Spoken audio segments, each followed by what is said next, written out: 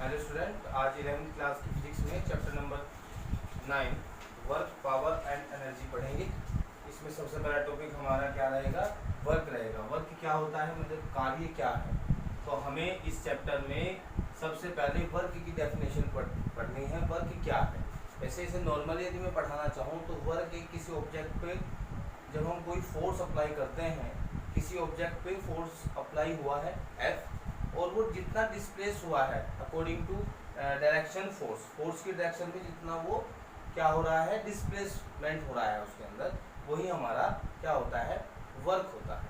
यदि हम डेफिनेशन की बात करें तो work is measured by the product of the applied force and the displacement of the body in the direction of the force की direction में जो डिस्प्लेसमेंट हुआ है वही हमारा क्या कहलाता है, वर्क है। यदि मैं वर्क की बात फॉर्मूले के अनुसार करूं तो फॉर्मूला होगा इसका, work is equal to force multiplication by displacement in the direction of the force. तो ये हमारे पास क्या हो जाएगा, वर्क को हम W से डिनोट करेंगे, W is equal to F into S।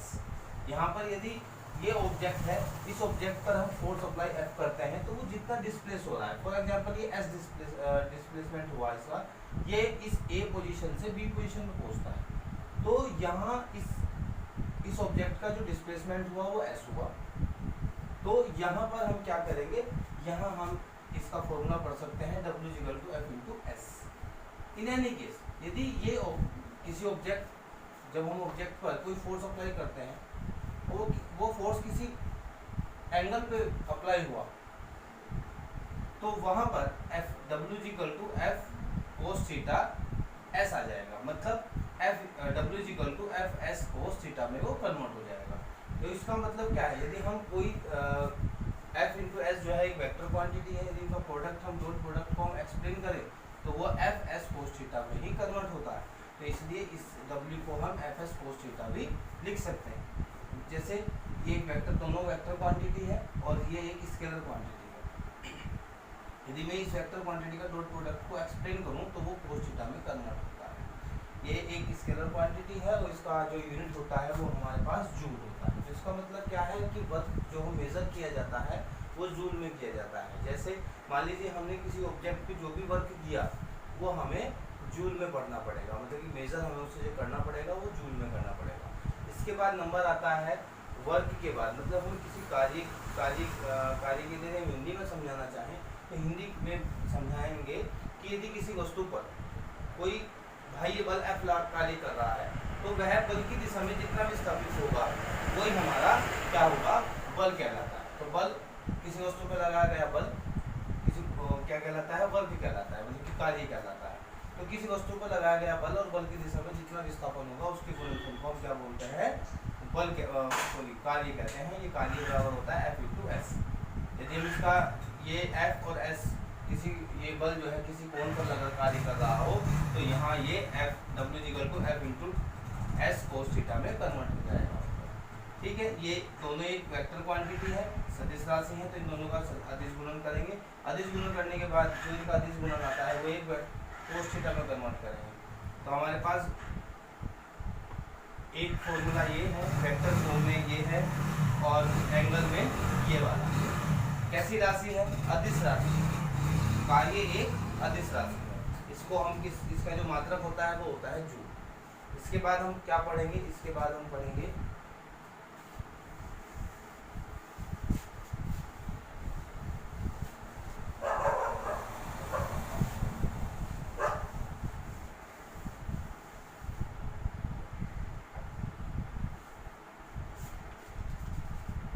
इसके बाद नंबर आता है हमारा पावर का।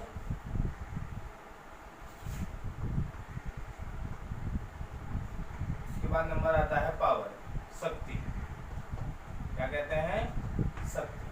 तो इसको हम कैसे पढ़ेंगे, पहले सबसे पहले हम ये कह सकते हैं कि जो पावर है, पावर होती है P, तो P is equal to W upon T। क्या होती है, W अपॉन T। तो मतलब क्या हो जाएगा इसका मतलब हो जाएगा कि हमें पावर जो है, वर्क किसी ऑब्जेक्ट पर जो हम वर्क कर रहे हैं, तो वर्क करते वक्त हम एक जो वर्क करेंगे वो वर्क एक टाइम के अनुसार होगा, मतलब कि टाइम के अकॉर्डिंग होगा।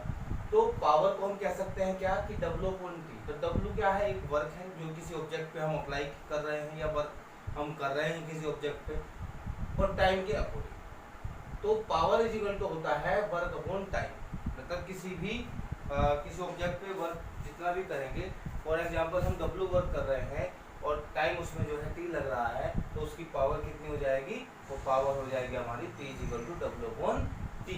तो हम पावर को, यदि हम पावर को मेजर करने की बात करें तो उसकी जो यूनिट हो जाएगी, यूनिट ऑफ पावर,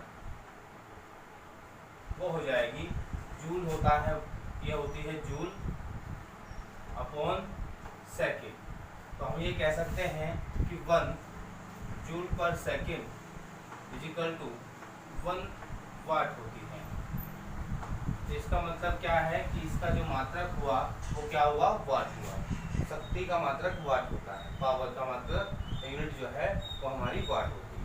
ठीक है, इसके बाद यदि हम इसका इंस्टेंटेनियस वैल्यू निकालें, मतलब कि इससे भी छोटी वैल्यू निकालें, तो P is equal to dW upon dt हो जाएगा। जहाँ D लग जाएगा वो उसकी मिनिमम वैल्यू होती है, इंस्टेंटेनियस वैल्यू होती है। तो हमने बहुत छोटा सा वर्क किया और बहुत छोटे से टाइम में किया, तो वो होगा हमारा P is equal to dW upon dt। ठीक, इसके बाद हम बात कर लेते हैं पावर। यदि हम पावर को फोर्स और वेलोसिटी के फॉर्म में पढ़ना चाहें तो वो होता है P is equal to F vector dot V vector. किसी ऑब्जेक्ट पर अप्लाई फोर्स और उसकी वेलोसिटी का प्रोडक्ट हमारा पावर होता है। ठीक, नेक्स्ट टॉपिक हमारा रहेगा एनर्जी। इसके बाद हमारा जो टॉपिक है वो हमारा एनर्जी है।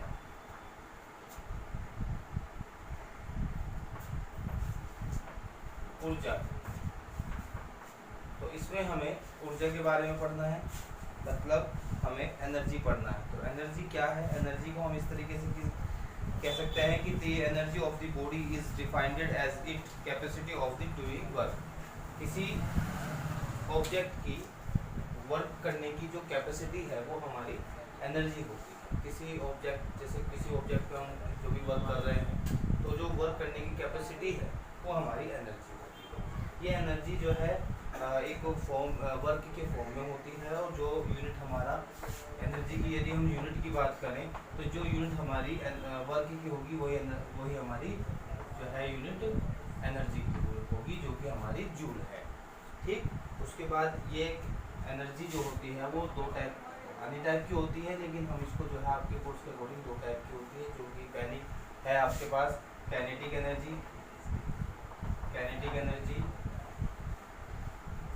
और सेकेंड है हमारी पोटेंशियल एनर्जी। ठीक है, ये दो टाइप की एनर्जी आपको बताई जाएगी। सबसे पहले काइनेटिक एनर्जी है, उसके बाद पोटेंशियल एनर्जी है। काइनेटिक एनर्जी जो होती है वो क्या है, काइनेटिक एनर्जी को हम यदि बात करें तो कोई भी ऑब्जेक्ट जब मूविंग कंडीशन में होता है, उस पर जो कोई ऑब्जेक्ट जब मूविंग कंडीशन में होता है तो जो उसकी एनर्जी होती है, जिस एनर्जी से वो वर्क करता होता है, वही हमारी काइनेटिक एनर्जी होती है। यदि हम बात करें किसी ऑब्जेक्ट का मास m है और उसकी वेलोसिटी v है, तो उसका जो काइनेटिक एनर्जी होगा k e कह सकते हैं या e के भी कह सकते हैं काइनेटिक एनर्जी को, वो हो गया 1/2 mv²।